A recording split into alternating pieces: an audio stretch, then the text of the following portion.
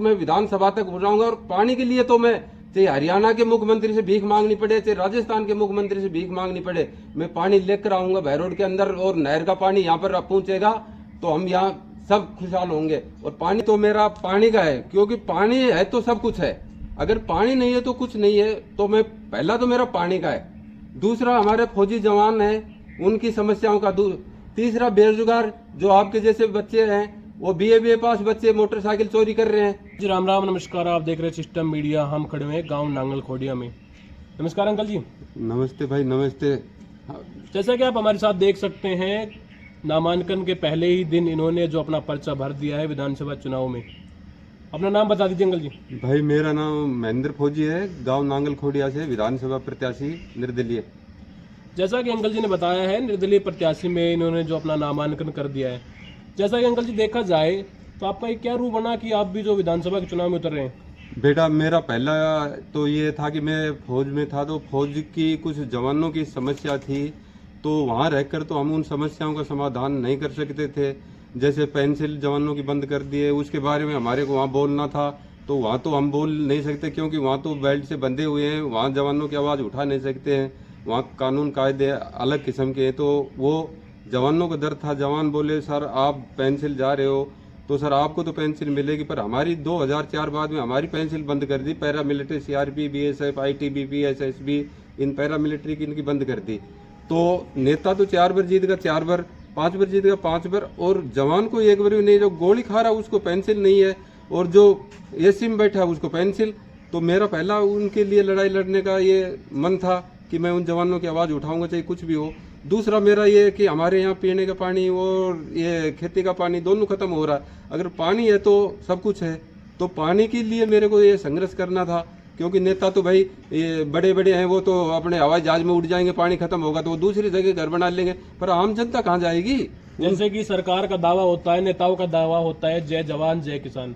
जैसा कि आप बता रहे हैं, हमारे जवान भी दुखी हैं, किसान भी दुखी हैं। मोदी सरकार ने एक योजना निकाली थी टीओडी, जिसमें जो सरकारी नौकरी होती है फौज की उसको भी 4 साल ही कर दिया गया। इस बात पे क्या कहना है आपका? मैं उस बात पर ये कहूँगा कि मोदी सरकार को ये सोचना चाहिए कि 4 साल में फिर वो न तो घर का रहेगा न घाट का। अभी ये यहाँ पर एक केस हुआ है पंजाब के अंदर, एक जवान अभी शहीद हुआ है, उसकी उम्र भी 19 साल है, और वो शहीद होगा तो उसको शहीद का दर्जा नहीं है। वो मरा तो कश्मीर में, अरे गोली से मरा है, वो कोई थोड़ी कोई घर में मरा है, तो उसको शहीद का दर्जा नहीं। तो ये 4 साल का, तो ये फिर मेरे को तो ये कुछ इसमें कुछ अच्छा नहीं लग रहा। जैसा कि बात कर ली जाए, जो आजकल के जो नेता हैं वोटों के टाइम पे लोगों के घर घर जाते हैं, वोट मांगते हैं, चुनाव जीतने के बाद अपने इश्यू में बैठते हैं। इस बात पे क्या कहना है?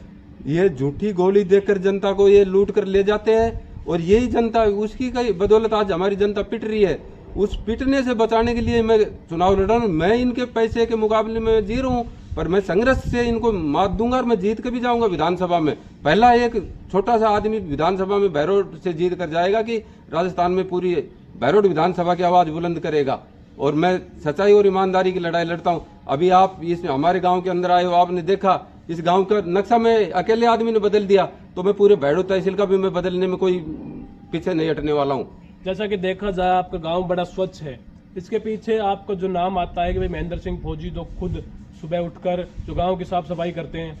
मैं सुबह, आज नहीं, मेरे को 2 साल रिटायरमेंट हो गई है, मेरा फौज वाला ही वही हाल है। सुबह 4 बजे उठता हूँ, झाड़ू पकड़ता हूँ, नाली साफ करता हूँ और पॉलीथीन जलाता हूँ। कम से कम 30-40 कुंटल तो मैंने इस गांव में पूरी पॉलीथीन जला दिए। आज आप पूरे मंदिरों के उस साइड में गुगा बाबा की तरफ जाओ, आज पूरे ये नवरात्रा में पूरे ढेर लगे थे।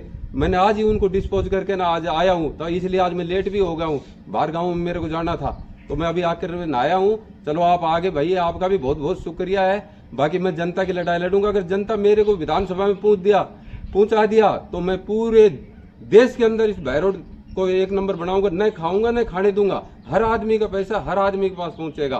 तो जैसे कि बात कर ली जाए, जो बहरोड में जिन नेताओं की बात कर ले, बड़े दबदबे वाले नेता हैं, उनका बड़ा नाम है। आपको लगता है आप उनको टक्कर दे पाएंगे? नाम, आप ये अपने राजगढ़ का उदाहरण देखो, आपने वहां सूर्यभान धानका को देखा, मेरे से भी वो तो उनकी पुअर कंडीशन थी। मेरे को कम से कम गवर्नमेंट फौज पेंसिल तो दे रही है, उसके पास पेंसिल भी नहीं थी। उस आदमी ने अच्छे से धीमधारियों को मात दे दी। तो यहाँ जनता लड़ रही है चुनाव, मैं नहीं लड़ रहा हूँ।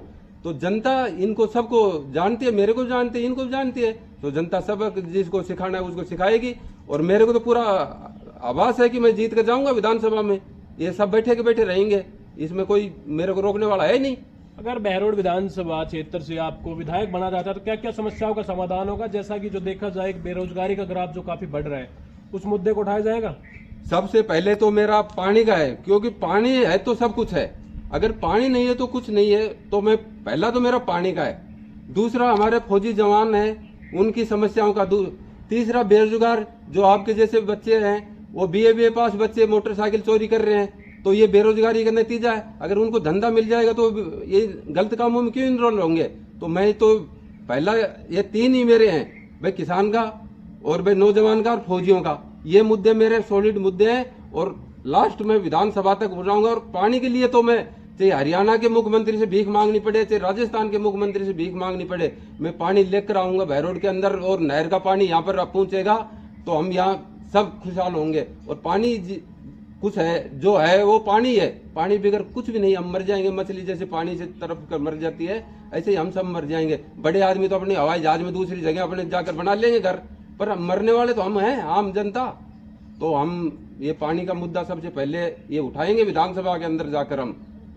जैसा कि जो आगे जो 25 नवंबर को जो चुनाव है, तो आपकी जो रणनीति क्या रहने वाली है चुनाव की? बेटा मैं तो पूरे विधानसभा के अंदर पैदल पैदल के घूम घूम के पूरे गांव में मैं मतदाता तक पहुंचा हूं। तो मैं उसी काम को आगे बढ़ाते हुए, मेरे पास कोई इतने संसाधन नहीं है, क्योंकि मेरे पास तो जो पैसे थे वो तो मैं तो दान दाता में लगा लिए, कहीं मंदिरों में, कहीं गौशालाओं में, कहीं गरीब के जो भी थे मैंने दे दिया। मैं तो झोला साहब फकीर आदमी हूँ। मेरे पास लेना एक और देना दो। और जनता चुनाव लड़ रही है और जनता का चुनाव है और जनता ही जीतेगी, मैं नहीं जीतूंगा। मैं तो जनता के जो काम है उनको आगे लेके चल रहा हूँ। जो टारगेट है उसको मैं पूरा करने के लिए ये संघर्ष कर रहा हूँ और उसको मैं आगे बढ़ाऊंगा। और ये चुनाव हम जीतेंगे और पूरी जनता मेरे साथ एक मत है और जीत कर जाएंगे विधानसभा के अंदर। और बेईमान आदमियों को मैं नाकाम करके दिखाऊंगा वहां जाकर। अगर जनता आपको जिताती है तो उनकी समस्याओं का समाधान कर पाएंगे? मैं उनके 100% करूंगा समस्याओं का। मैं तो कोई नेता का बेटा थोड़ी हूँ। जिस आदमी की उंगली कटी उसको दर्द पता है, जिस आदमी को उंगली नहीं कटी उसको क्या दर्द पता है? जो एसी में बैठा बैठा और भाव तय करेगा उसको क्या पता क्या सरसों के फूल कैसे लगते हैं, बोई कैसी जाती है। तो उन चीजों का मेरे तो ग्राउंड में, मैं तो पूरी जिंदगी बूढ़ा होगा ये ग्राउंड में ये देखते समझे पूरे देश में घुमाऊं।